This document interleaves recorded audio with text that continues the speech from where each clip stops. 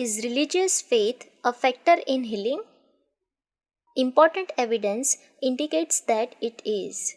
There was a time in my own experience when I was not convinced of this, but now I am, and that very definitely. I have seen too many evidences to believe otherwise. We are learning that faith properly understood and applied is a powerful factor in overcoming disease and establishing health. My conviction regarding this important question is shared by many medical men. Newspapers carried an account of the visit to this country of the famous Venice surgeon, Dr. Hans Finsterer. I quote the newspaper story which was headed, Honor Surgeon, Guided by God. A Venice doctor, Dr. Hans Finsterer, the unseen hand of God, helps make an operation successful, was selected by the International College of Surgeons for its highest honor, Master of Surgery. He was cited for his work in abdominal surgery with the use of local anesthesia only.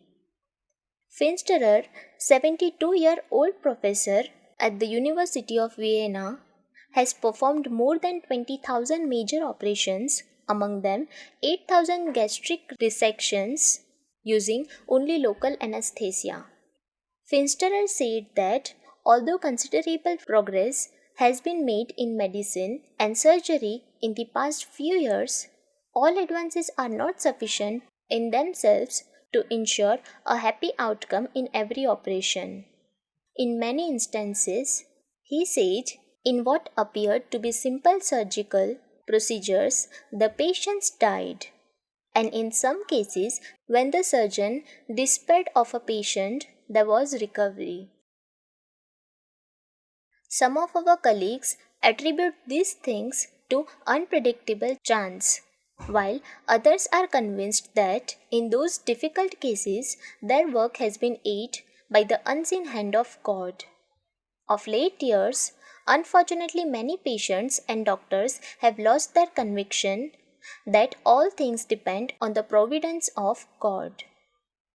When we are once again convinced of the importance of God's help in our activities, and especially in the treatment of our patients, then true progress will have been accomplished in restoring the sick to health. So concludes the amount of a great surgeon who combines his science with faith. I spoke at the National Convention of an important industry. It was a large gathering of the leaders in an amazingly creative merchandising enterprise that has established this particular industry as a vital factor in American business life. I was somewhat surprised when one of the leaders of this organization at the convention luncheon, where the discussion centered around taxation, rising costs, and business problems, turned to me and asked, "Do you believe that faith can heal?" There are a good many well authenticated examples on record of people who have been healed by faith. I answered, "Of course, I do not think we should depend on faith alone to heal a physical ailment. I believe in the combination of God and the doctor." This viewpoint takes advantage of medical science and the science of faith, and both are elements in the healing process. Let me tell you my story, the man continued. A number of years ago, I had a malady that was diagnosed as osteoma of the jaw, that is, a bone tumor on my jaw. The doctors told me it was practically incurable. You can imagine how that disturbed me. Desperately, I sought for help, although I had attended church with fair regularity. Still, I was not a particularly religious man. I scarcely ever read the Bible. One day, however, as I lay in my bed, it occurred to me that I would like to read the Bible, and I asked my wife to bring one to me. She was very surprised, for I have never before made such a request. I began to read. and found consolation and comfort. I also became a bit more hopeful and less discouraged. I continued to read for extended periods every day. But that wasn't the chief result. I began to notice that the condition which had troubled me was growing less noticeable. At first, I thought I imagined this. Then I became convinced that some change was taking place in me. One day, while reading the Bible, I had a curious inward feeling of warmth and great happiness. It is difficult to describe, and long ago I got over trying to explain the feeling. From that time on, my improvement was more rapid. I went back to the doctors who had first diagnosed my case. They examined me carefully. They were obviously surprised and agreed that my condition had improved, but warned me that this was only a temporary respite. Later, however, upon further examination, it was determined that the symptoms of osteoma had disappeared entirely. Still, the doctors told me it would probably start all over again. This did not disturb me, for in my heart I knew that I was healed. How long has it been since your healing? I asked. 14 years was the answer. I studied this man. Strongly, sturdy, healthy, he is one of the outstanding men in his industry. The incident was told to me in the factual way that a businessman would recount it. There was not the slightest indication of doubt in this man's mind. Indeed, how could there be? For whereas he had been condemned to death, here he was alive and vigorous. What did it? The skillful work of the physician plus. And what was the plus? Obviously, the faith that heals. The healing described by this gentleman is but one of many similar accounts, and so many of them are attested by competent medical evidence that it seems we must encourage people to make greater use of the amazing power of faith in healing. Sadly, the healing element in faith has suffered neglect. I am certain that faith can and does work what we call miracles, but which are, in truth, the operation of spiritually scientific laws. There is a growing emphasis in present day religious practice which is designed to help people find healing from the sicknesses of mind, heart, soul, and body. This is a return to the original practice of Christianity. Only in recent times have we tended to overlook the fact that for centuries religion carried on healing activities. The very word pastor derives from a word meaning the cure of souls. In modern times, however, men made the false assumption that it is impossible to harmonize the teachings of the Bible with what is called science. So the healing emphasis of religion was abandoned almost entirely to materialistic science. Today, however, the close association of religion and health is increasingly recognized. It is significant that the word holiness derives from a word meaning wholeness and the word meditation, usually used in a religious sense, closely resembles the root meaning of the word medication. The affinity of the two words is startlingly evident when we realize that sincere and practical meditation upon God and His truth acts as a medication for the soul and body. Present-day medicine emphasizes psychosomatic factors in healing, thus recognizing the relationship of mental states to bodily health. Modern medical practice realizes and takes into consideration the close connection between how a man thinks and how he feels. since religion deals with thought and feeling and basic attitudes. It is only natural that the science of faith should be important in the healing process.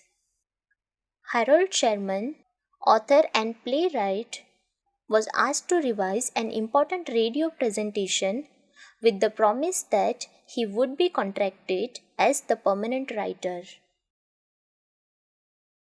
After some months of work, he was dismissed and his material used without credit. This resulted in financial difficulty and humiliation. The injustice rankling in his mind developed into a growing bitterness against the radio executive who had broken faith with him. Mr. Sherman declares that this is the one time in his life when he had murder in his heart. His hatred made him subject to a physical affliction in the form of mycosis, a fungus growth which attacked the membranes of his throat. The best medical attention was secured, but something in addition was required. When he gave up his hate and developed a feeling of forgiveness and understanding, the condition gradually corrected itself. With the aid of medical science and a new mental attitude, he was healed of his affliction. A sensible and effective pattern for health and happiness is to utilize the skills and methods of medical science to the fullest possible extent and at the same time apply the wisdom, the experience, and the techniques of spiritual science. There is impressive evidence to support the belief that God works through both the practitioner of science, the doctor, and the practitioner of faith, the minister. Many physicians join in this point of view. At a Rotary Club luncheon, I sat at a table with 9 other men. One of them, a physician who had recently been discharged from military service and had resumed his civilian practice. He said, "Upon my return from the army, I noticed a change in my patients' troubles. I found that a high percentage do not need medicine but better thought patterns. They are not sick in their bodies so much as they are sick in their thoughts and emotions. They are all mixed up with fear thoughts, inferiority feelings, guilt, and resentment. I found that in treating them, I needed to be about as much a psychiatrist as a physician. And then I discovered that not even those therapies helped me fully to do my job. I became aware that in many cases the basic trouble with people was spiritual. So I found myself frequently quoting the Bible to them. Then I fell into the habit of prescribing religious and inspirational books, especially those that give guidance in how to live." Directing his statements to me, he said, "It's about time you ministers begin to realize that in the healing of many people, you too have a function to perform. Of course, you are not going to overlap on the work of the physician any more than we shall intrude on your function. But we doctors need the cooperation of ministers in helping people find health and well-being." I received a letter from a physician in an upstate New York town who said, 60% of the people in this town are sick because they are maladjusted in their minds and in their souls. It is hard to realize that the modern soul is sick to such an extent that the physical organs pain. I suppose in time, continues the doctor, that ministers, priests, and rabbis will understand this relationship. This physician was kind enough to say that he prescribes my book, A Guide to Confident Living, and other similar books to his patients, and that noteworthy results have been achieved thereby. The manager of a Birmingham, Alabama bookstore sent me a prescription form made out by a physician of that city to be filled not at a drugstore but at her bookstore. He prescribes specific books for specific troubles. Dr. Carl R. Ferris, formerly president of the Jackson County Medical Society of Kansas City, Missouri, with whom I had the pleasure of appearing on a joint health and happiness radio program, declared that in treating human ills, the physical and spiritual are often so deeply interrelated that there is often no clearly defined dividing line between the two. Years ago, my friend Dr. Clarence W. Lieb pointed out to me the effect on health of spiritual and psychiatric problems. And through his wise guidance, I began to see that fear and guilt, hate and resentment, problems with which I was dealing, were often closely connected with problems of health and physical well being. So profoundly does Dr. Leib believe in this therapy that he, with Dr. Smiley Blanton, inaugurated the religious psychiatric clinic, which for years has ministered to hundreds at the Marble Collegiate Church in New York. The late Dr. William Semon Bainbridge and I worked closely together in the relationship of religion and surgery, and we were able to bring health and new life to many. Two of my medical friends in New York, Dr. Z. Taylor Berkowitz and Dr. Howard Westcott, have been of inestimable help in my pastoral work through their wisely scientific and yet deeply spiritual understanding of the ills of the body, mind, and soul as related to faith. We have discovered the psychosomatic cause of high blood pressure as some form of subtle, repressed fear, a fear of things that might happen, not of things that are, says Dr. Rebecca Beard. They are largely fears of things in the future. In that sense, therefore, they are imaginary, for they may never happen at all. In the case of diabetes, it is grief or disappointment which we found uses up more energy than any other emotion, thereby exhausting the insulin which is manufactured by the pancreas cells until they are worn out. Here we find the emotions involved in the past reliving the past and not being able to go forward into life. The medical world can give relief in disorders like this. They can give something that can lower the blood pressure when it is high or raise it when it is low, but not permanently. They can give insulin, which will burn up more sugar into energy and give the diabetic relief. These are definite aids, but they do not offer complete cure. No drug or vaccine has been discovered to protect us from our own emotional conflicts. A better understanding of our own emotional selves and a return to religious faith seem to form the combination that holds the greatest promise of permanent help to any of us. The answer, Dr. Beard concludes, is in the healing teachings of Jesus. Another efficient woman physician wrote me of her own development in combining the therapy of medicine and faith. I became interested in your straightforward religious philosophy.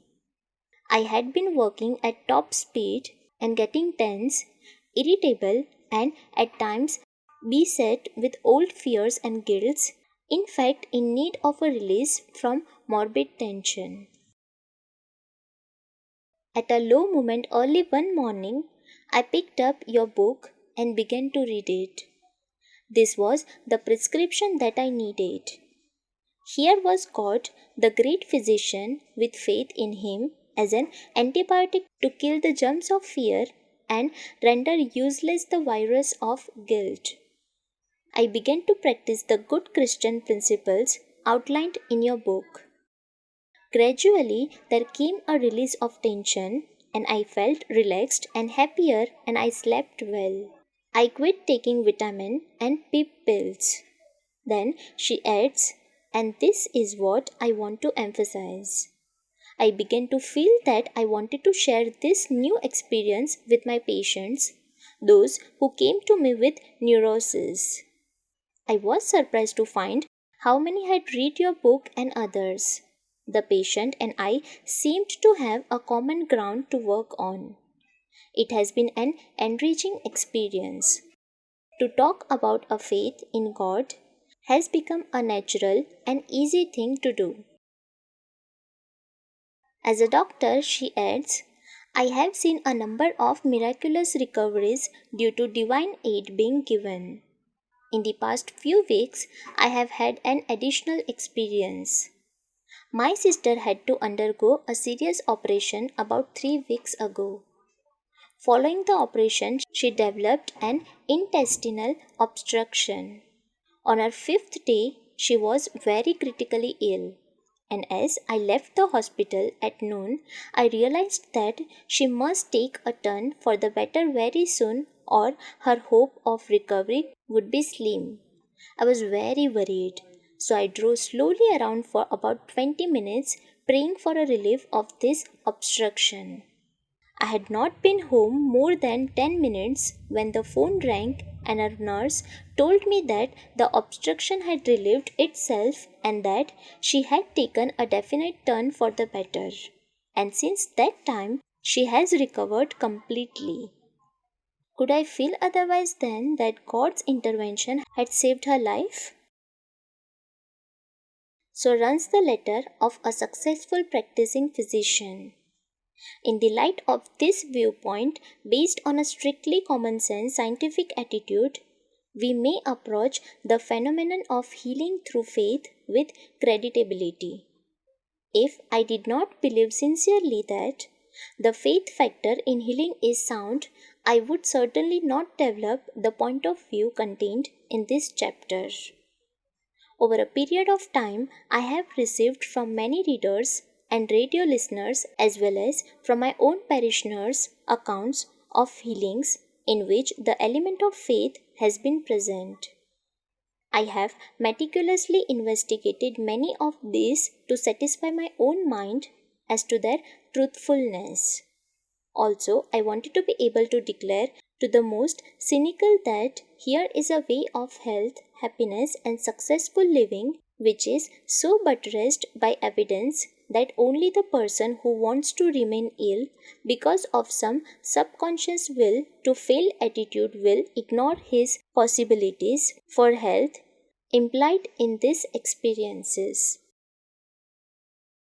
The formula which these many incidents together present is briefly stated: the employment of all the resources of medical and psychological science combined with the resources of spiritual science.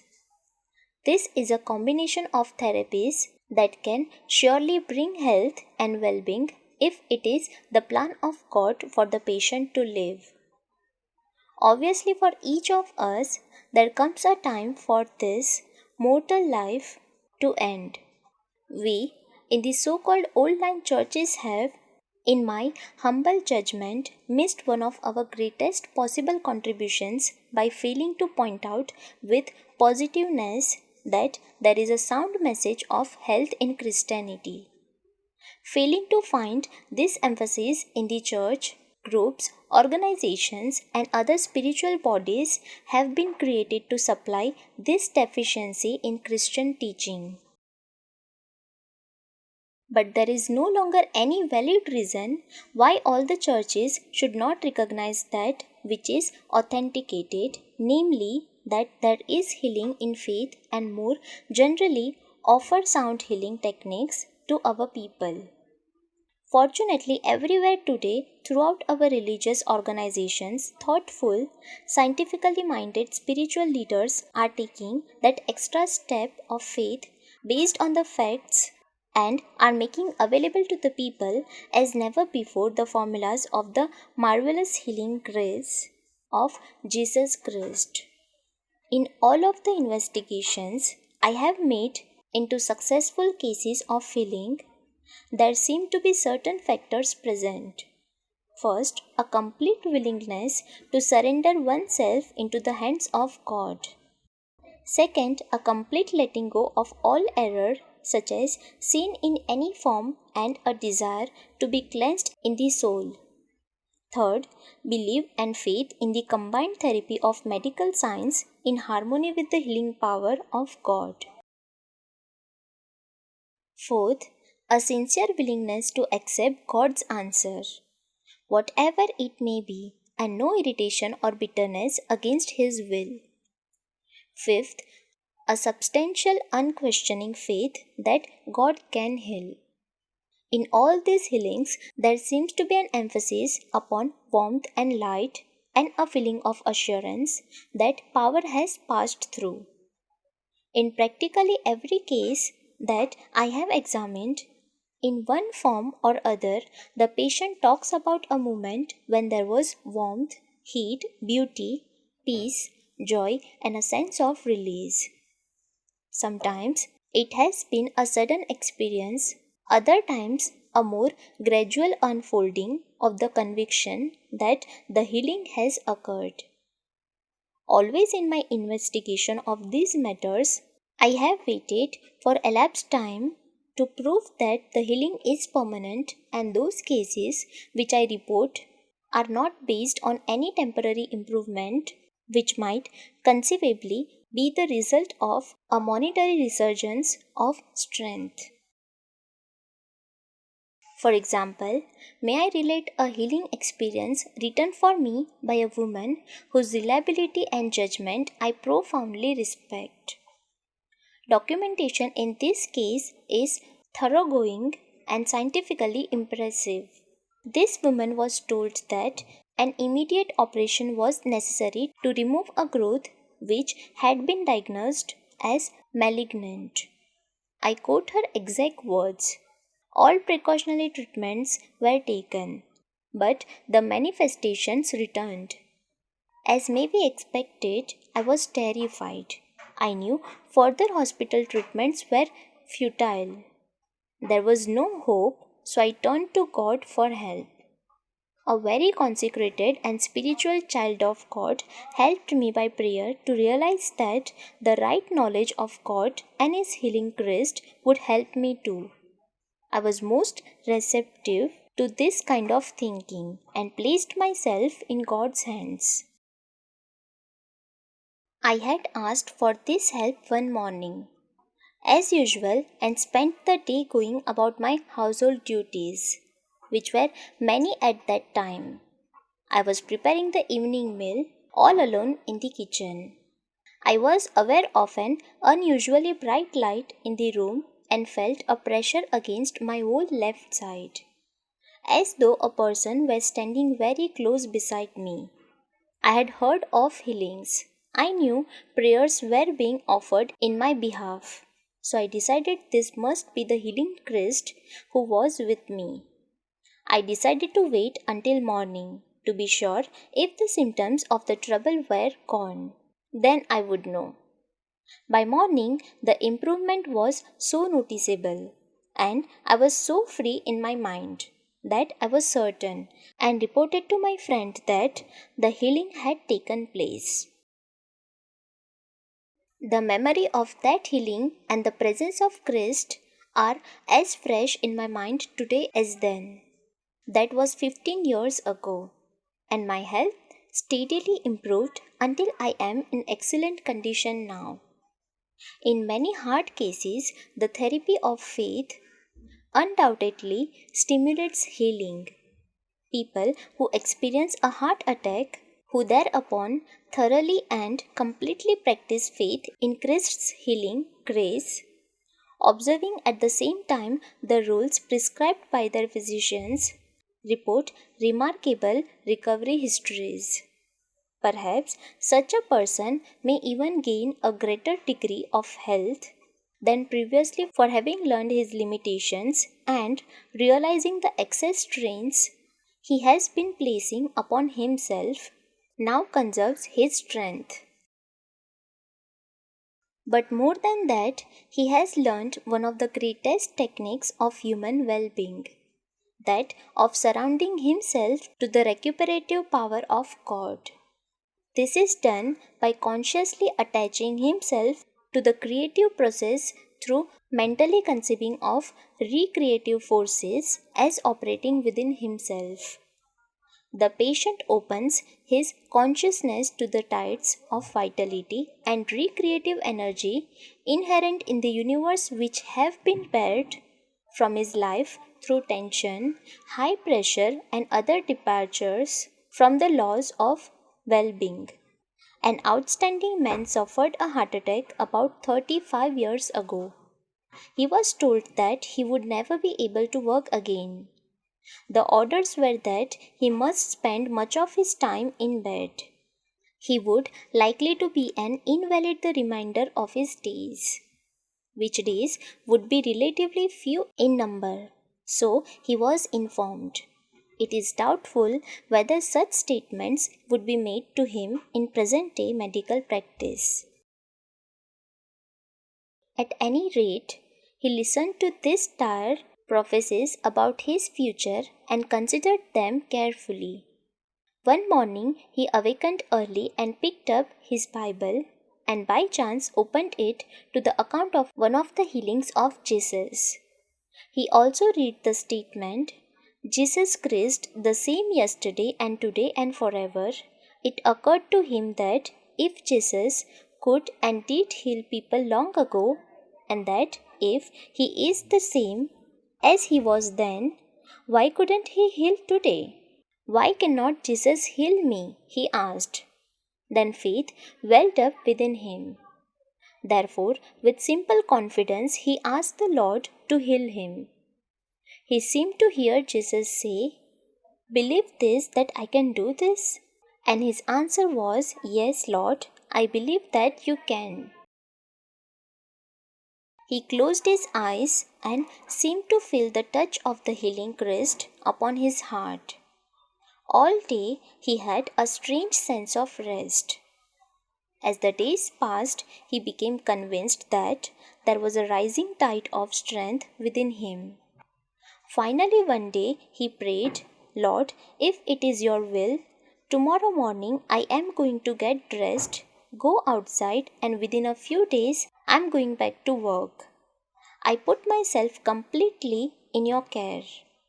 If I should die tomorrow as a result of the increased activity, I want to thank you for all the wonderful days I have had with you to help me. I shall start out tomorrow and you will be with me all day long. I believe I will have sufficient strength, but if I should die as a result of this effort, I will be with you in eternity, and all will be well in either case." In this calm faith, he increased his activities as the days passed. He followed this formula every day for the entire period of his active career, which numbered 30 years from the date of his heart attack. He retired at 75. Few men I have known have been more vigorous in their undergoings or have made a greater contribution to human welfare. Always, however, he conserved his physical and nervous strength. It was invariably his habit to lie down and rest after lunch, and he never allowed himself to get under stress. He was early to bed and early up, always employing rigorous and disciplinary rules of living. In all his activities, there was an absence of worry, resentment, and tension. He worked hard but easily. The doctors were right. Had he continued according to the debilitating habits of his earlier life, he would probably have long since been dead or at least an invalid. The advice of the physicians brought him to the point where the healing work of Christ could be accomplished. Without the heart attack, he would not have been mentally or spiritually ready for healing. Another friend of mine, a prominent businessman, suffered a heart attack. For weeks, he was confined to his bed. but presently returned to his important responsibilities, where he now accomplishes all that he ever did previously, but with much less tension. He seems to possess a new power that he did not enjoy before. His recovery proceeded from a definite and scientific spiritual approach to his health problem. He had competent physicians and followed their directions explicitly, which is an important factor in such situations. In addition to the program of medication and treatment, however, he worked out a spiritual healing formula. He outlined it as follows. Writing from the hospital, an intimate friend of mine, only 25 years old, was brought into the hospital with an attack similar to mine and died within 4 hours. Two acquaintances of mine have suffered a similar fate in rooms nearby. It must be that I have work yet to do. So I shall return and apply myself to the tasks before me with the expectation of living longer and more abundantly than I might have done without this experience. The doctors were wonderful, the nurses grand, the hospital ideal. He then proceeds to outline the technique of spiritual convalescence which he employed. The formula consists of 3 parts. Number 1. During the first stages, when absolute rest was demanded, I needed the admonition of the psalmist, "Be still and know that I am God." That is to say, he completely relaxed and rested in the hands of God. Second, as the days grew brighter, I used the affirmation, "Wait on the Lord, be of good courage, and he shall strengthen thine mind." The patient put his heart under the care of God, and God placed his hand of healing upon his heart and renewed it. Number 3. Finally, with the return of strength came a new assurance and confidence to which I gave expression in the affirmation, "I can do all things through Christ, which strengthened me." In this, he affirmed positively that strength was being conferred upon him, and in so doing, he received new power. In this 3-point formula, this man found healing. The able ministrations of his physicians conserved and stimulated the healing forces of his physical being. The equally wise application of faith completed his recovery by stimulating the spiritual powers within his nature. The two therapies together draw upon the two great renewal forces within our life. One, the recuperative power of the human body, and the other, the restorative forces resident within the mind. One responds the medical treatment and the other to faith treatment, and God presides in both areas. He made both body and mind, and he established the processes of health and well-being governing both. In him we live and move and have being. In the prevention of sickness and in healing mind and body, do not fail to draw upon one of the greatest resources available to you, the faith that heals.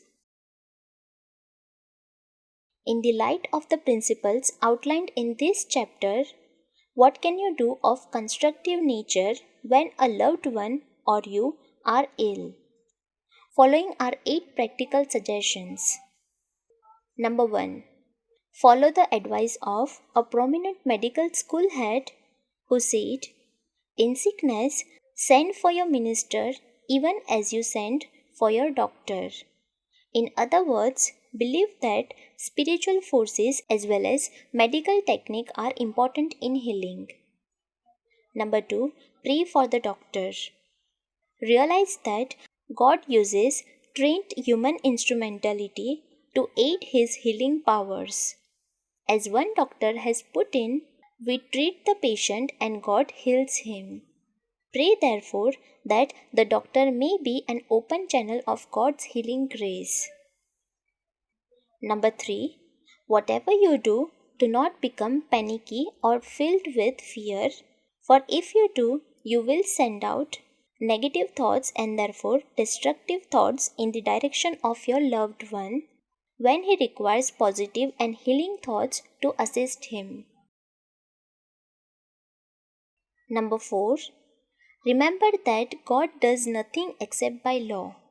Always remember that our little materialistic laws are only fragmentary revelations of the great power flowing through the universe. Spiritual law also governs illness. God has arranged two remedies for all illness. One is healing through natural laws applicable by science, and the other brings healing by spiritual law applicable through faith. Number 5.